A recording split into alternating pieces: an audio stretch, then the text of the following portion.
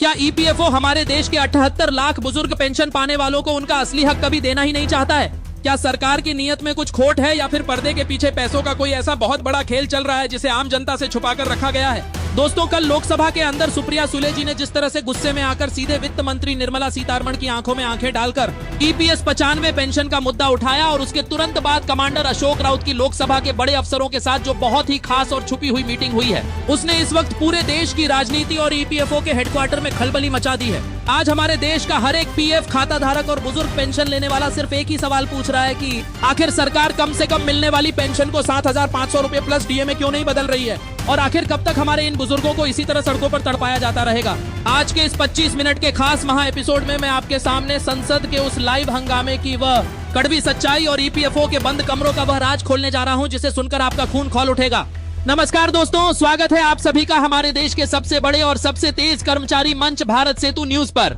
भाइयों, आज की यह खास रिपोर्ट तैयार करने में हमारी पूरी टीम ने बहुत मेहनत की है ताकि ईपीएफओ का असली रूप आपके सामने लाया जा सके। इसलिए जितने भी भाई और बुजुर्ग इस वीडियो को देख रहे हैं, बिना एक सेकंड गनवाए अपने इस चैनल को अभी तुरंत सब्सक्राइब कर लीजिए और उस घंटी वाले बटन को दबा दीजिए, क्योंकि आपके हक के लिए इतनी निडरता के साथ आवाज उठाने वाला पूरे देश में इकलौता चैनल बस यही है। तो दोस्तों, सबसे पहले बात करते हैं संसद के उस पुराने और भयंकर हंगामे के बारे में जिसने पूरे देश का ध्यान अपनी तरफ खींच लिया है। जैसा कि आप इस वक्त अपनी स्क्रीन पर देख रहे हैं, लोकसभा का सत्र चल रहा था और अचानक विपक्ष की मजबूत सांसद सुप्रिया सुले अपनी सीट पर खड़ी हो गई। उनके चेहरे पर जो गुस्सा दिख रहा था वह देश के उन लाखों बुजुर्गों का गुस्सा था जो पिछले कई सालों से दिल्ली के जंतर मंतर पर अपनी कम से कम पेंशन को 1,000 रुपए से बढ़ाकर 7,500 रुपए करने की मांग को लेकर शांति से आंदोलन कर रहे हैं। सुप्रिया सुले जी ने बहुत ही तेज अंदाज में सीधे सरकार के ऊपर हमला बोलते हुए साफ कहा कि आज के इस समय में जहां महंगाई 7वें आसमान को छू रही है, जहां बुजुर्गों की दवाइयों का खर्चा ही हजारों रुपए हो जाता है, वहां सरकार उनको महीने के सिर्फ 1,000 रुपए देकर आखिर कौन सा न्याय कर रही है।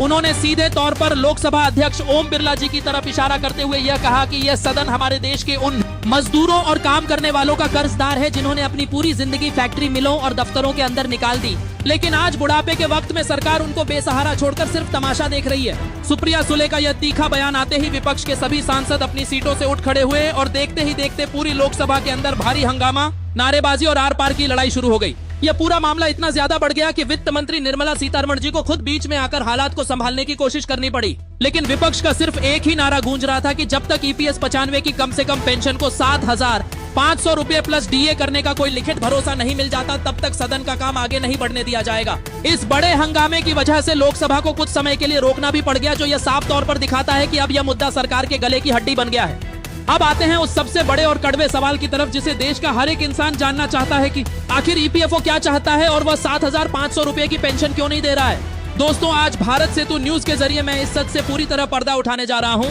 ईपीएफओ के अंदर का जो असली खेल चल रहा है वह बहुत ज्यादा हैरान करने वाला है। जब कभी भी कम से कम पेंशन बढ़ाने वाली फाइल श्रम मंत्रालय से आगे की तरफ बढ़ती है तो ईपीएफओ के बड़े अफसर और वित्त मंत्रालय के बाबू उस फाइल पर लाल स्याही फेर देते हैं। उनका सबसे बड़ा और पुराना बहाना यही होता है कि ईपीएस 95 फंड के पास इतना पैसा ही नहीं है कि देश के सभी पेंशन लेने वालों को 7,500 रुपए की पेंशन दी जा सके। उनका यह कहना होता है कि अगर कल को यह पेंशन योजना लागू कर दी गई तो ईपीएफओ का पूरा पेंशन फंड आने वाले कुछ ही सालों में पूरी तरह से खाली हो जाएगा और वह कंगाल होने की कगार पर पहुंच जाएगा। लेकिन मैं उन सभी अफसरों से और सरकार से सीधे तौर पर पूछना चाहता हूं कि जब हमारे देश के बड़े बड़े अमीर लोगों और कारपोरेट कंपनियों के लाखों करोड़ रुपए वाले कर्ज को एनपीए बताकर किनारे कर दिया जाता है, तब ईपीएफओ का फंड किसी खतरे में क्यों नहीं पड़ता? जब भी नेताओं, विधायकों और मंत्रियों की पेंशन और भत्ते बिना किसी फंड की चिंता किए रातों रात बढ़ा दिए जाते हैं, तब वह पैसों की मजबूती वाला नियम आखिर कहां गायब हो जाता है? क्या हमारे इस देश का गरीब, मजदूर और बुजुर्ग ही हमेशा इस खराब सिस्टम की बलि चढ़ेगा? ईपीएफओ असल में अपने काम करने की कमियों और फंड को गलत तरीके से चलाने की बात को छिपाने के लिए इस देश के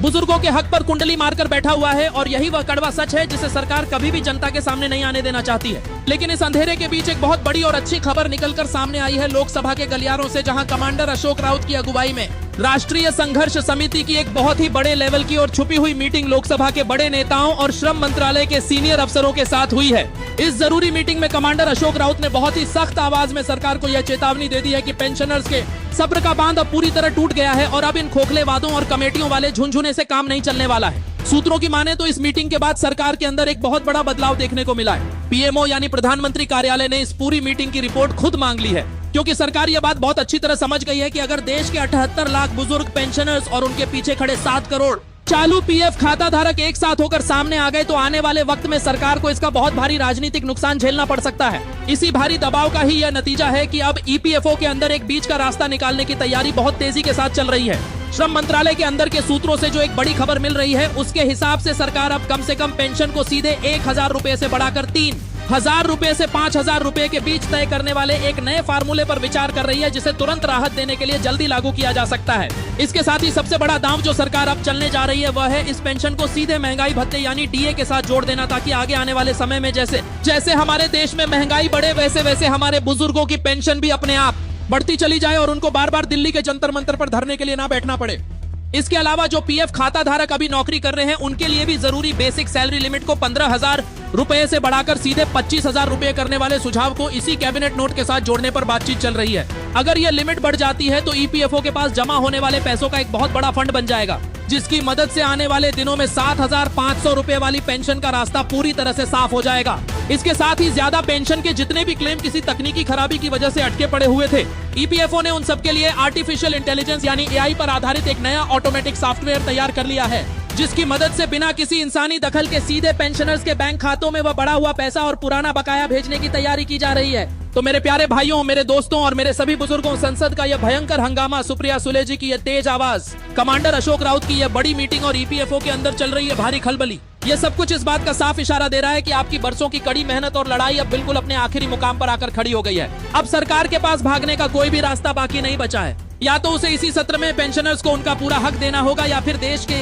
करोड़ों काम करने वाले लोगों के भारी गुस्से का सामना करने के लिए तैयार रहना पड़ेगा। यह लड़ाई तब तक खत्म नहीं होगी जब तक देश के हर एक बुजुर्ग को एक इज्जत भरी जिंदगी, मुफ्त मेडिकल सुविधा और उनका पूरा हक एक लिखित आदेश के रूप में मिल नहीं जाता। भारत सेतु न्यूज चैनल के जरिए मैं आज देश के नियम बनाने वालों से सीधे तौर पर कहना चाहता हूं कि हमारे बुजुर्गों की मजबूरी का और इम्तिहान मत लीजिए, उनका जो हक बनता है वह उन्हें तुरंत दे दीजिए। अब बारी आपकी आ गई है मेरे भाई, मुझे इस वीडियो के कमेंट बॉक्स में हर एक भाई और बुजुर्ग का कमेंट चाहिए ही चाहिए। अपनी पूरी ताकत लगाकर नीचे कमेंट बॉक्स में लिख डालिए कि पेंशनर्स एकता जिंदाबाद और सरकार को यह बात साफ साफ बता दीजिए कि हमें 7,500 रुपए प्लस डीए से 1 रुपया भी कम मंजूर नहीं होगा। इस वीडियो को सिर्फ देखना ही नहीं है बल्कि देश के हर एक पीएफ खाता धारक, हर एक काम करने वाले साथी और हर एक बुजुर्ग पेंशन लेने वाले संगठन के व्हाट्सएप ग्रुप में इसे आग की तरह फैला देना है, जिससे हमारी यह आवाज सीधे सरकार के कानों तक एक धमाके की तरह जा पहुंचे। इस वीडियो को एक बड़ा लाइक जरूर दीजिए जिससे यह तुरंत ट्रेंडिंग में आ सके और ईपीएफओ और संसद से आने वाली पल पल की लाइव अपडेट को सबसे पहले बिल्कुल सच के साथ देखने के लिए आपके अपने चैनल भारत सेतु न्यूज को अभी के अभी सब्सक्राइब करके बेल आइकन को दबाना बिल्कुल भी मत भूलना।